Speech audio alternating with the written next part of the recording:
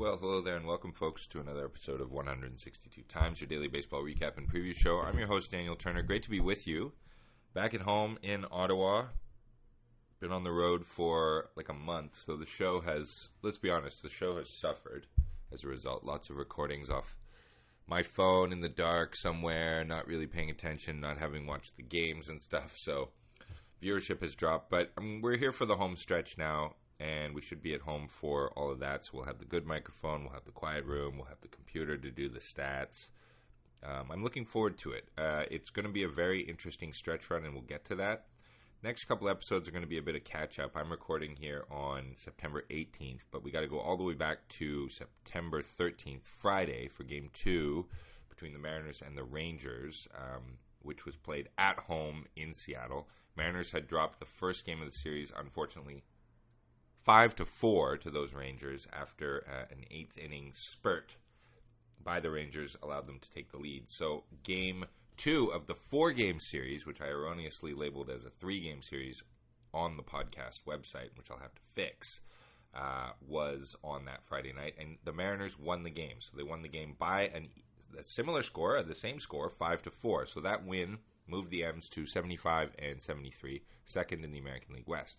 The Rangers dropped 71 and 77, their record became third in the American League West. It was a 7-hit, 1-error, 4-run game for the Mariners, 10 hits for the Rangers, 10 hits, 5 runs for the Mariners. JT Chargois got the win, 3-1, 2.23 ERA for him. The loss went to Robertson, 3-4, 3.18 ERA, and Andres Munoz got his 21st save of the year, 2.14 ERA. It was Emerson Hancock pitching because Luis Castillo was put on the DL. On the IL, rather. Emerson went 5 innings, 6 hits, 3 runs, 1 walk, 5 Ks, and a homer, 4.83 ERA in the season. Jacob deGrom made his first start of the season for the Rangers. Only went 3 2/3, 4 hits, 4 Ks, no runs. Then it was Pennington for an inning and a third, Urania for an inning and 2/3, Leclerc for a third of an inning, and Robertson for an inning and a loss and a blown save. Lots of hits given up by the Texas bullpen, and they only struck out 7 M's on the night. It was Thornton, Volf, Saucedo, Chargois, and Munoz out of the pen for the Mariners. Ultimately, the Mariners pitching struck out 10 Texas Rangers on the evening, so that was good. In terms of the scoring, how did we get there? Well, top of one, Nathaniel Lowe drove in Marcus Semien with a single, and then Josh Young, who's back in the lineup for the Rangers, singled in Josh Smith in that same inning, 2-0 Rangers. Wyatt Langford homered in the top of the 5th to make it 3-1. Nathaniel Lowe then singled in Wyatt Langford in the top of the 7th, so it was 4-0 Texas. But bottom of 7, here come the Mariners. Cal Raleigh sac fly scoring Robles 4-1. Randy Arozarena then singling in Julio Rodriguez 4-2, arms crossed, let's go. Bottom of 8, Julio Rodriguez, 15th of the year, home run to left, scoring Crawford and Rojas a 3-run homer in the bottom of the 8th to take the lead and win the game. That's how you do it, boys. That's how you do it. So good job for the M's. Now, scoreboard from that night.